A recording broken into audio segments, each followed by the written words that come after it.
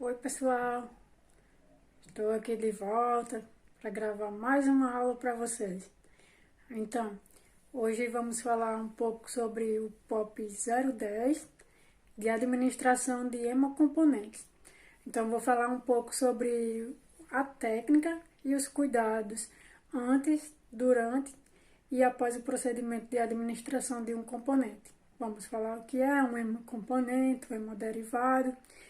E mais na frente discutiremos melhor a técnica e o procedimento, como alguns cuidados e falar um pouco também das reações transfusionais. Vamos lá? E iniciando o nosso POP, o POP 010, sobre administração de hemocomponentes, ele tem como objetivo principal transfundir o hemocomponente, seja ele concentrado de hemácias, de plaquetas, plasma fresco, congelado, de crioprecipitado, de acordo com a prescrição médica e obedecendo a todas as normas determinadas para a segurança transfusional do paciente. O POP se aplica aos pacientes internados, tanto nos setores do USI, do hospital, no centro cirúrgico, na UTI adulta e pediátrica. Lembrando que nos setores fechados e nos setores que tenham pacientes com Covid, a transfusão é feita pela própria equipe do setor, certo? Assim como na pediatria. E a instalação dos hemocomponentes deverá ocorrer até às 21 horas, com o objetivo de evitar hemotransfusão no noturno, para melhor segurança transfusional. Caso a transfusão seja prescrita após esse horário, aí a equipe da UNAD deve confirmar com o médico do plantão se realmente esse sangue precisa ser instalado no turno da noite ou se pode ser instalado pela manhã do dia seguinte, pois sabemos que à noite as chances de ocorrer riscos na segurança do paciente são maiores. E o POP é de responsabilidade e competência dos enfermeiros, técnicos e auxiliares de enfermagem. Aqui, falando um pouco sobre a diferença entre hemocomponente e hemoderivados, que vocês já sabem, né? Só para relembrar, os hemocomponentes são obtidos do sangue total, tanto por meio de processos físicos, como é o caso do concentrado de hemácia, o plasma fresco congelado, concentrado de plaqueta e crioprecipitado.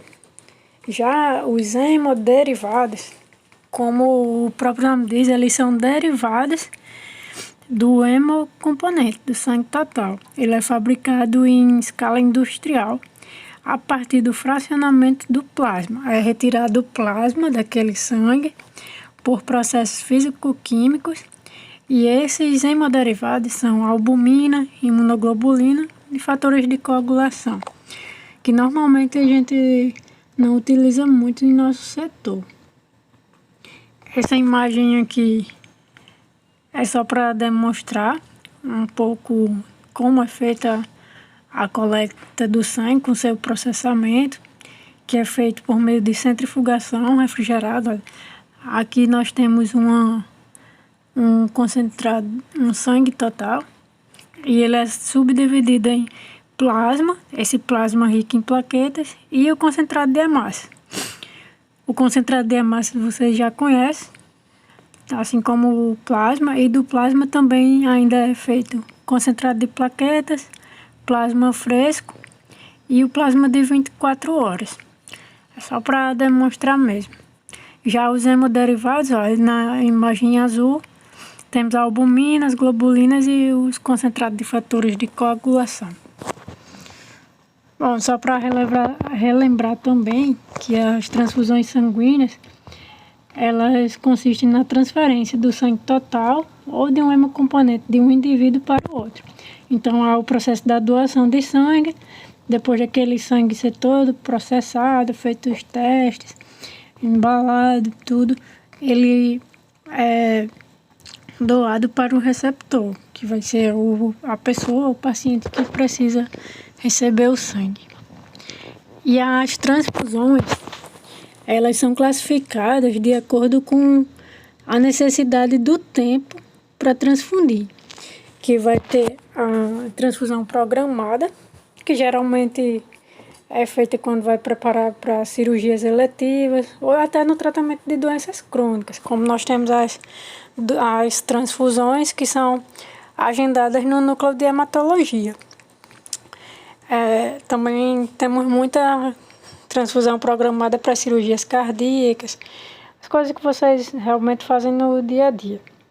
E sempre elas são realizadas em dia e horários já pré-estabelecidos, onde a equipe se prepara para isso. Aí, nesses casos, é possível fazer a mobilização de doadores para manter os estoques.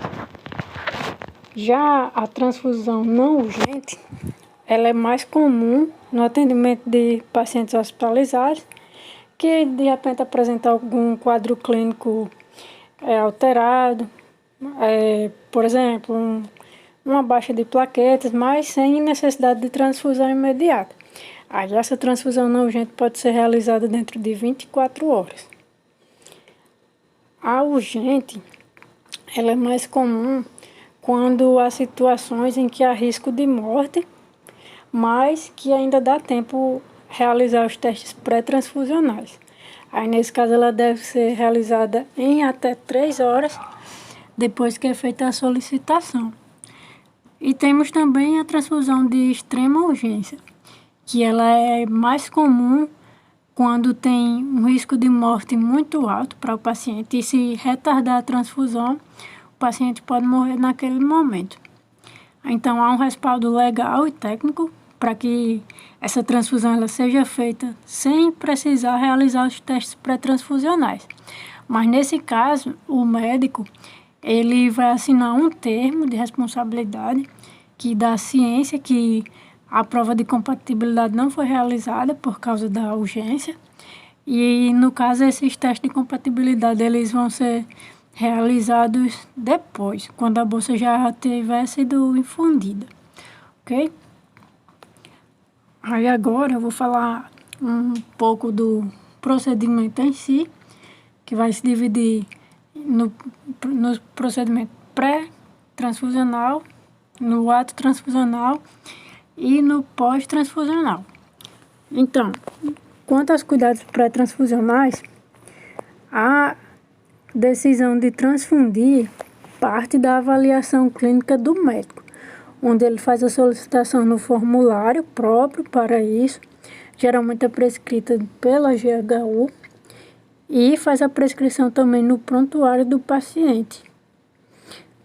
Durante todo o processo, o técnico de enfermagem ou o responsável pela transfusão deve estar atento à integridade da bolsa que for fazer a transfusão. Aí, nesse caso, quando for fazer uma transfusão, antes de transfundir, deve verificar a identificação do hemocomponente. Eu já falei isso em outra aula, onde vem a etiqueta, aí ela deve ser toda conferida, verificar também o aspecto do hemocomponente, observando a cor, a integridade do sistema, se há hemólise, coágulos ou corpos estranhos.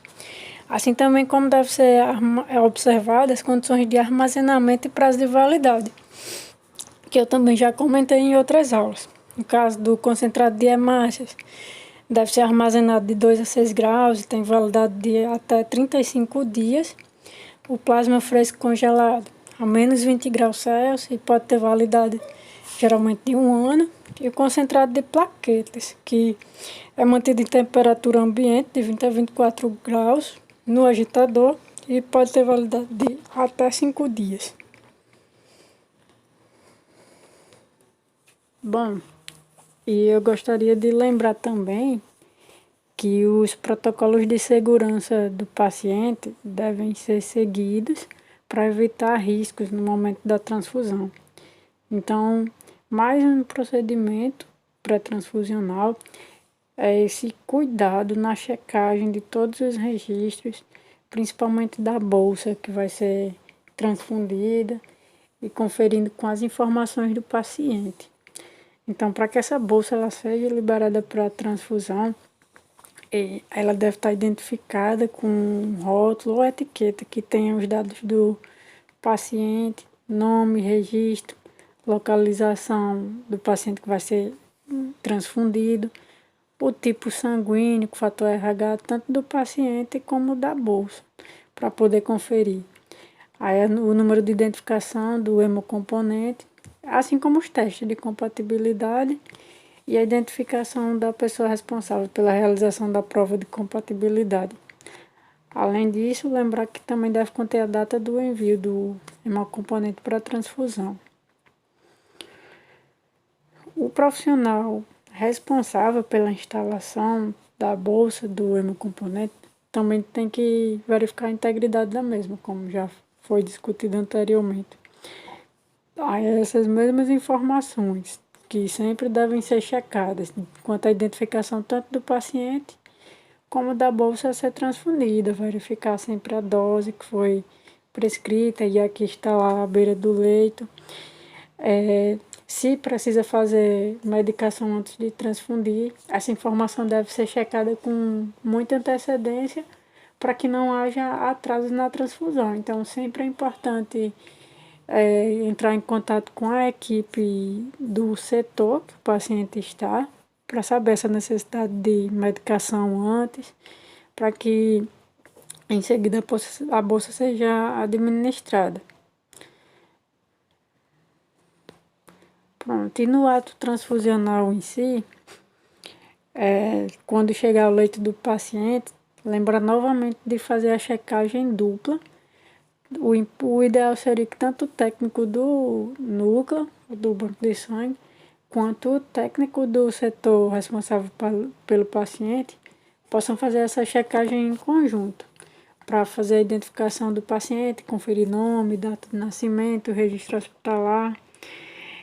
Após se certificar de que realmente é o paciente certo, o hemocomponente certo, a dose prescrita está correta, está tudo ok, aí ambos devem assinar a etiqueta de identificação na área destinada à transfusão, se apresentar ao cliente, conversar com ele sobre o procedimento, informar como tudo vai ser realizado, as etapas, informar sobre o acompanhamento da transfusão, que o técnico da UNAD ou do núcleo vai acompanhar durante os 15 primeiros minutos e depois será a equipe do setor.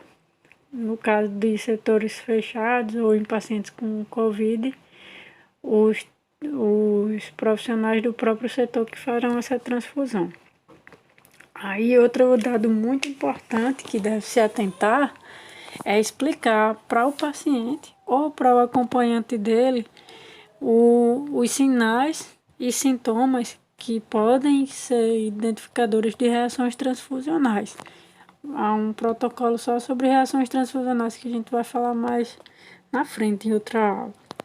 E nesse caso, que houver sinais e sintomas de reação, a equipe deve ser acionada, a equipe de enfermagem, o mais rápido possível, para que possa analisar e chamar o médico do plantão. Bom, aí antes de iniciar a transfusão, deve realizar a higiene das mãos e separar o material necessário. Aqui tem uma tabela com cada material para realização de sinais vitais, punção venosa. Geralmente o paciente já está puncionado, lembrando que deve ser um acesso exclusivo para transfusão sanguínea, não pode transfundir com outras medicações, apenas solução de soro fisiológico.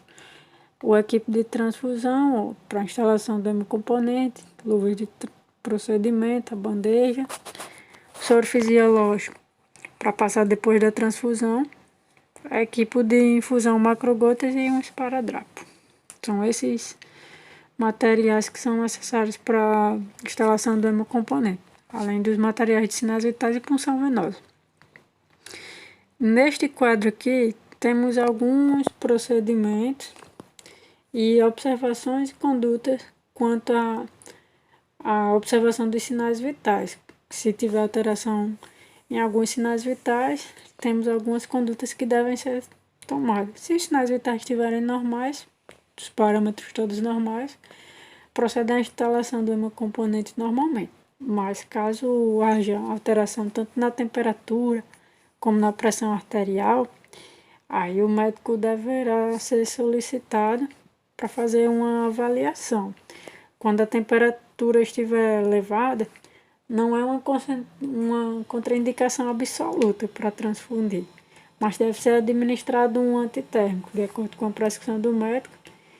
E depois que iniciar a transfusão, aí a temperatura ela deve ser verificada a cada 30 minutos. No entanto, se essa temperatura aumentar por mais de 1 grau Celsius,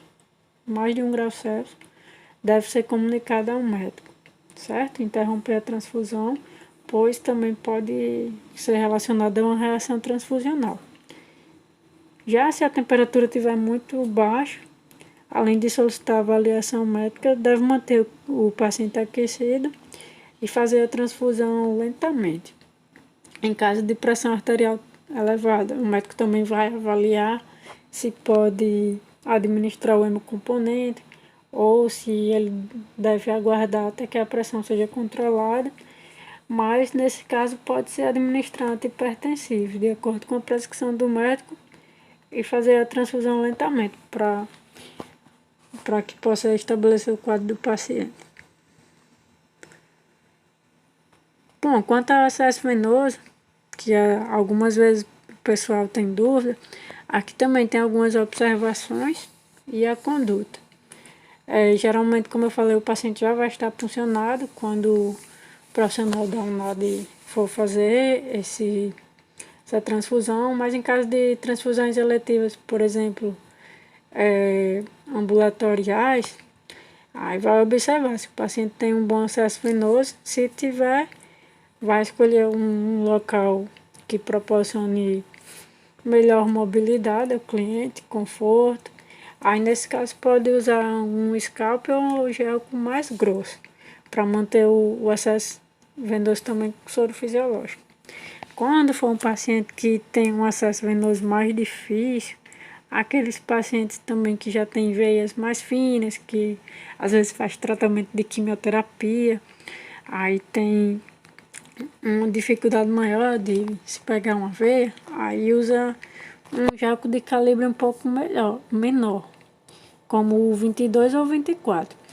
Aí nesse caso a transfusão vai ter um gotejamento menor devido ao calibre, sendo que precisa se atentar que essa transfusão ela não pode exceder as 4 horas, certo?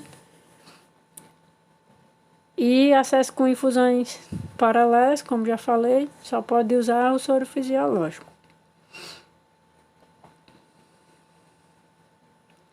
Pronto, aqui alguns procedimentos quando for realizar a transfusão, que é inspecionar o produto, a integridade, os rótulos, todos os cuidados que já falamos um pouco anteriormente. Montar todo o sistema transfusional, nesse caso deverá ser realizado imediatamente antes de instalar o hemocomponente.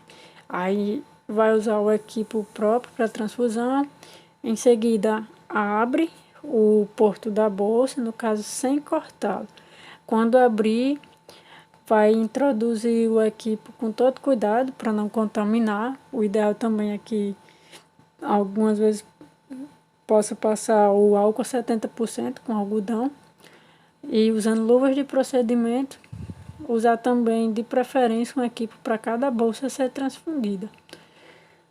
Colocou uma bolsa, quando essa acabar, já utiliza um outro equipo. Aí a transfusão ela deve ser iniciada lentamente e deve ser acompanhada durante os 15 primeiros minutos, porque muitas reações transfusionais podem acontecer nesses 15 primeiros minutos. Então, o profissional deve estar muito cuidadoso nesse início, verificar também o acesso venoso e iniciar a transfusão atentando para a velocidade desse gotejamento. Aos poucos vai aumentando o gotejamento da infusão. Lembrando que a velocidade de infusão também é determinada pelo estado clínico do paciente. Algumas vezes tem pacientes que têm problemas cardíacos, problemas renais, pessoas muito idosas ou crianças, que nesses casos precisa fazer uma transfusão mais lenta e não pode pressionar a bolsa, principalmente de concentrados de hemácia, para não causar hemólise, nem pode transfundir muito rápido. E também lembrando que após a transfusão, deve registrar tudo no prontuário e também no EGHU.